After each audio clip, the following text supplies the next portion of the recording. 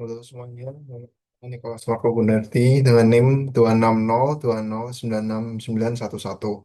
Saya dari jurusan Computer Science. Di sini saya akan menjelaskan perkembangan Artificial Intelligence atau AI dalam kehidupan sehari-hari. Nah, untuk selanjutnya saya masuk ke latar belakang terlebih dahulu. Nah, latar belakang dari project saya yang akan saya jelaskan ini adalah yang pertama, perkembangan teknologi itu semakin cepat. Kita bisa lihat dari beberapa tahun lalu, terus kita bandingkan dengan zaman sekarang itu sudah sangat berbeda, terutama di bidang AI-nya. Nah, juga AI itu sekarang sudah digunakan di berbagai bidang, khususnya di pendidikan dan kesehatan. Lalu AI juga hadir dan digunakan dalam kehidupan kita sehari-hari. Contoh paling nyatanya saja ada layanan seperti ChatGPT, Gemini, dan Copilot yang bisa kita gunakan sehari-hari untuk menanyakan apapun itu. Lalu yang selanjutnya, kita sebagai mahasiswa itu perlu memahami tentang perkembangan AI. Kita jangan sampai tertinggal oleh kemajuan uh, teknologi ini. Nah, jadi selanjutnya saya akan menjelaskan apa itu Artificial Intelligence. Jadi AI itu adalah teknologi yang memungkinkan kayak suatu mesin atau sistem komputer untuk meniru kemampuan manusia.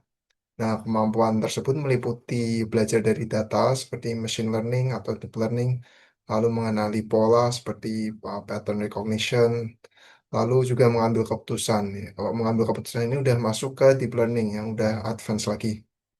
Lalu AI ini dirancang untuk membantu manusia dalam menyelesaikan beberapa tugas seperti yang sudah saya berikan contohnya tadi. Nah, sekarang saya akan menjelaskan sejarah singkat dari Artificial Intelligence ini sendiri. Jadi konsep untuk AI ini pertama kali itu diperkenalkan pada tahun 1950-an. Nah, pada awalnya itu Artificial Intelligence digunakan untuk penelitian dan pengembangan teknologi. Lalu seiring dengan perkembangan zaman dan perkembangan terutama dari internet ya, itu sangat mempercepat kemajuan AI, terutama di tahun 2020 ke atas. Nah, untuk perkembangan AI saat ini yang paling terasa itu ada di munculnya machine learning dan deep learning.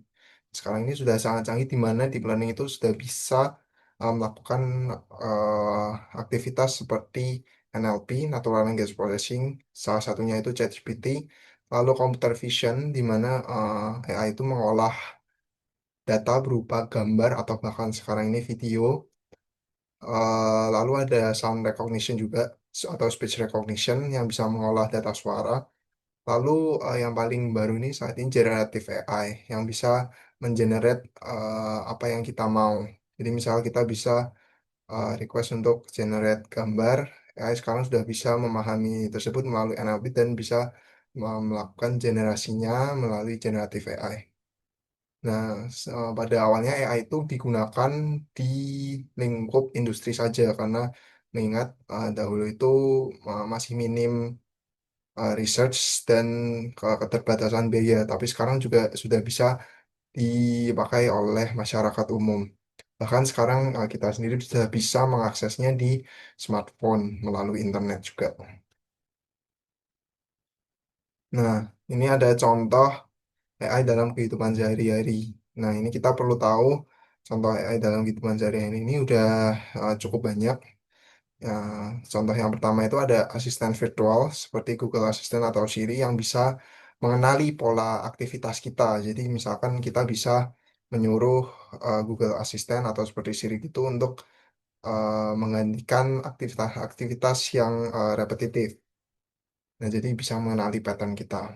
Lalu untuk face recognition sendiri pada smartphone. Nah, ini juga kondisi AI di mana AI itu menggunakan computer vision. Jadi itu mendeteksi seperti titik-titik di wajah kita untuk kemudian diolah dan jadilah face recognition.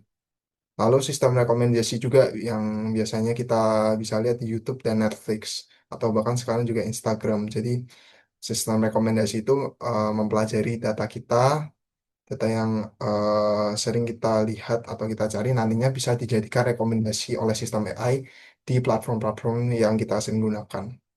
Nah, lalu yang terakhir ini juga ada chatbot.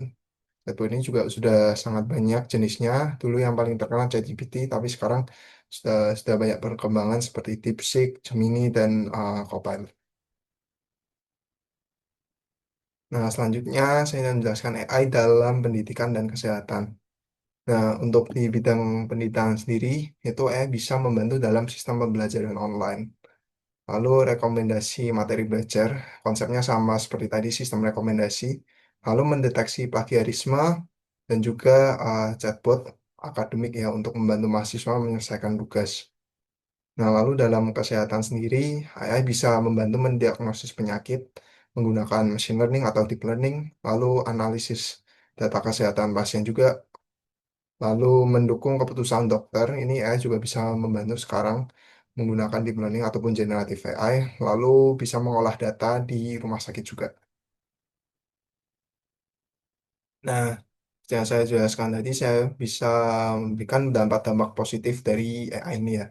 Jadi AI ini bisa mempermudah aktivitas kita sebagai manusia, lalu menghemat waktu dan tenaga juga, meningkatkan efisiensi kerja, mengurangi atau meminimalisir kesalahan manusia, dan membantu kita dalam mengambil keputusan.